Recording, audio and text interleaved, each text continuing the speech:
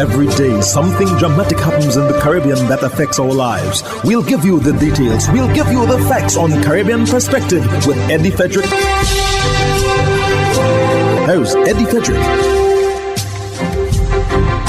Welcome to Caribbean Perspective. So glad you can join us. The story that dominates in today's edition for Thursday, 30th October 2025, and brought to you in association with our friends at Antillean Group.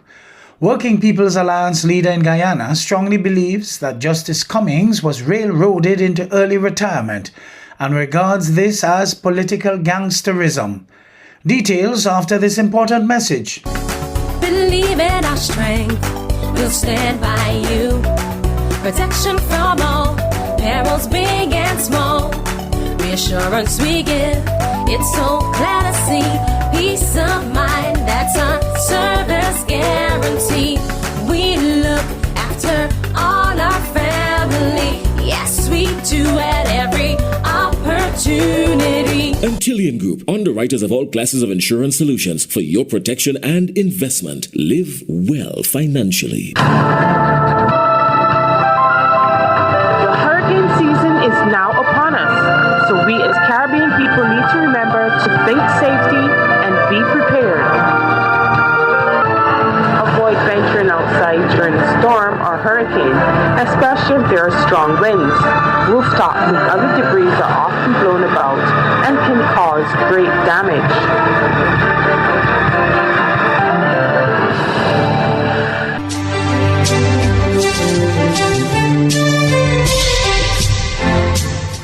Welcome back. 3 years after he ignored a letter of support from opposition leader Aubrey Norton for the substantive appointments of Justices Justice Cummings and Roxanne George, President Irfan Ali is once again seeking Norton's agreement, this time for similar appointments.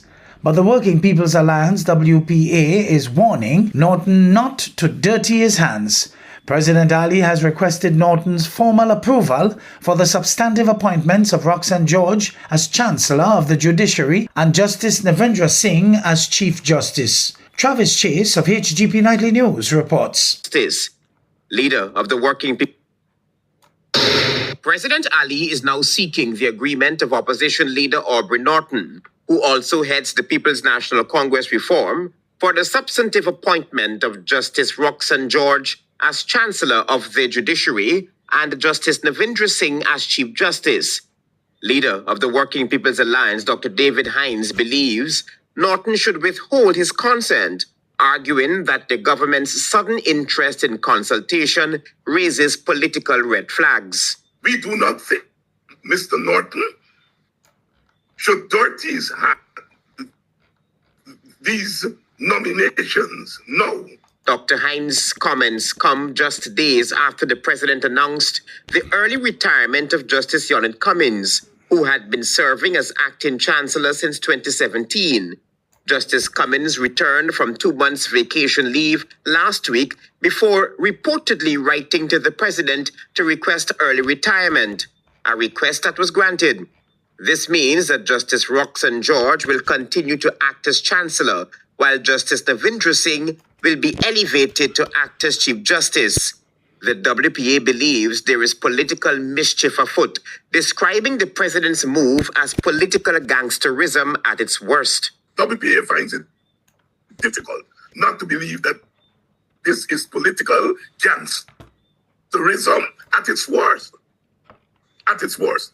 And the fact that somebody like Justice Cummings was served it like that points to a further taking over of the politics and the society. This marks the first time since taking office in 2020 that President Ali has sought Norton's formal agreement on judicial appointments. When 3 years ago, Norton said, "I'm ready to regularize these two ladies." You said, no. No, you are saying to Norton, "I am ready to regularize because one of the ladies is gone."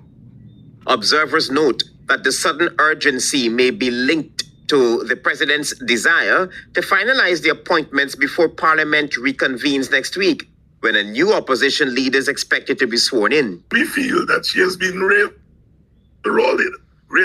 out. First of all, you refuse to regularize or status for 8 years. The president had previously indicated that when Justice Cummings proceeded on 2 months accumulated leave in July, the acting appointments of Justice George and Justice Singh were temporary. Travis Chase, HGP Nightly News. A local pastor has called on authorities to return to the death penalty for murderers. Pastor Paul Leacock made the call at a First Baptist Church as family, friends and members of the Bayville community gathered to say goodbye to 36-year-old Akil Hines, who was gunned down earlier this month. He said anyone who intentionally takes the life of another should face the ultimate punishment. We get more from Deanza Roberts of CBC News. Amid the tears from family and friends came a call, a plea from the pulpit for Barbados to reclaim its soul. Delivering the sermon, Pastor Paul Leacock did not just speak to a grieving family. He spoke to a grieving nation. His message, Barbados has become a land polluted by blood. Nothing pollutes the land more than wanton bloodshed.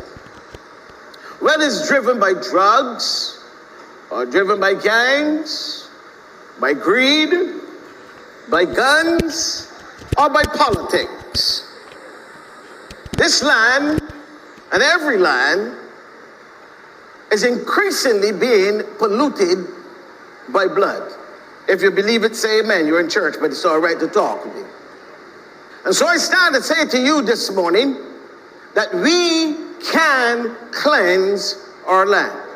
The pastor, who grew up just doors away from the Hines family in Bayville, says God detests murders, citing the biblical reference of Cain's murder of his brother Abel. And according to the word of God, there are ways that he recommends that we do it. Number one, recommended by the Creator, is that we remove murderers from the land. He commands it here in his word as he speaks to his people. As he gives a command here, he said that murderers should be put to death. That's what God says.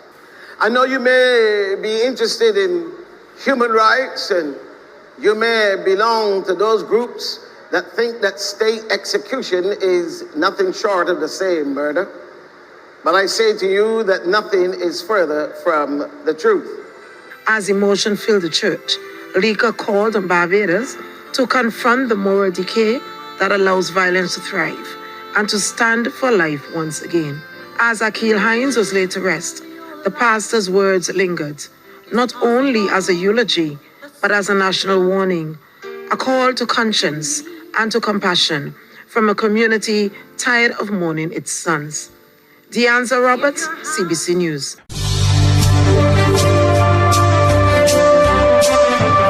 You're listening to Caribbean Perspective with Eddie Frederick, in association with our friends at Antillian Group, underwriters of all classes of insurance solutions for your protection and investment. Live well financially. Barbados is putting international lenders on notice that it is a sovereign nation and has the right to borrow money from sources of its choice.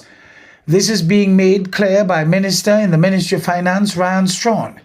Minister Strawn made the comment amid developments on the international scene, where certain loans are being conditioned on support for particular institutions.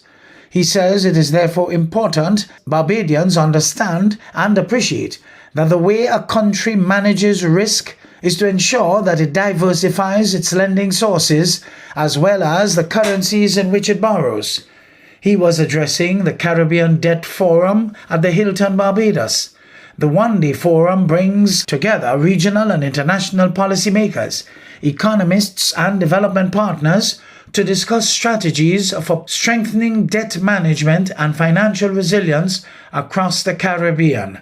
There, Minister Strawn also highlighted the importance of diversifying the ways small island developing states access financing. We now must look to ensure that there is no undue pressure, geopolitically or otherwise, that could be brought to bear with respect to who you can borrow from or when you can borrow from them or what you have to do in order to get assistance or resources. And I say so very clear and conscious that we live in a world today where things appear to be very transactional. And no country should ever have the right to dictate what should and should not happen within your country based on some other consideration other than what is important for the people of that country. And therefore, as part of our commitment under this regional debt swap framework is that each country will be able to identify as part of its framework which regional institution it might wish to help strengthen. And therefore, depending on your focus, allows us then to ensure then that not just that savings are released for the domestic purpose, but the institutional strengthening that is required for our regional institutions is critical. Lawmakers in the Federal Parliament of St. Kitts and Nevis, the National Assembly, discussed matters relating to the Eastern Caribbean Citizenship by Investment Regulatory Authority Agreement Bill 2025 during its second reading on the 17th October 2025. Glenn Bart of SKN Newsline reports. Establishing the authority is expected to ensure all member states of the OECS that are engaged in CBI programs adhere to high standards and common regulations and procedures, including due diligence and several new adoptions. One of the new features of the intended regional legislation is the residency requirements for CBI applicants who are approved. Attorney General Garth Wilkins, speaking in the National Assembly during the second reading of the bill, provided insight into the residency requirements.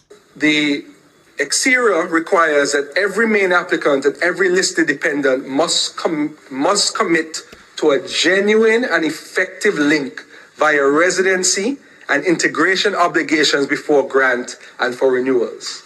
This is a major change in citizenship by investment in the Caribbean. Every applicant and dependent, meaning if it's a family of four, mother, father, daughter, son, you must come to St. Kitts and Nevis for 5 days within the first 12 months after you were granted citizenship. You must come to St. Kitts and Nevis for at least 5 days within the first 12 months after you are granted citizenship.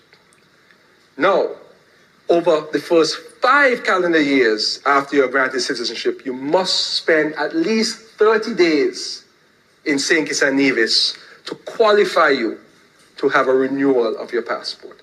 What that means is, though, the whole family does not necessarily have to come. The whole family must come for 5 days, not necessarily together, but in the first year. After the first year, in the subsequent 4 years, at least one member. So in other words, if there's a father, mother, daughter, son, the father could come for 15 days, and then the mother and the 2 children can come for another 15 days, and that will make up the 30 days that qualifies for renewal of your passport. Now, this is also very important. I think our people will be happy to know that the 5 countries agreed to this. There is a mandatory program that may include civic education, cultural orientation, community service, or an interview. So this is in-person or virtual. So in other words, any new citizens after this is implemented will have to take almost like a test to test if they understand our culture. The people are familiar with this because in the US, there is usually a test, correct? Remember for number one? There's a test you must do before you can be granted your citizenship. So this is what we call the genuine link. Somebody who has applied to become a citizen of St. Kitts and Nevis through providing for an investment in our country must then understand our country to be able to hold our passport. Once the legislative requirements are met in all of the participating CBI operating OECS countries, a launch date will be set for the common start of the new rules under the supervision of the authority. Glenn Barth reporting for SK Newsline.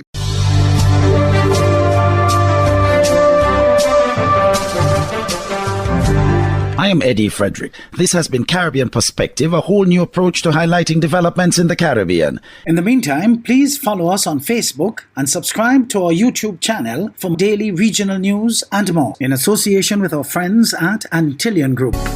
Believe in our strength, we'll stand by you. Protection from all perils, big and small. Reassurance we give, it's so clear to see. Peace of mind, that's a service guarantee. We look after all our family. Yes, we do at every opportunity. Antillian Group, underwriters of all classes of insurance solutions for your protection and investment. Live well financially.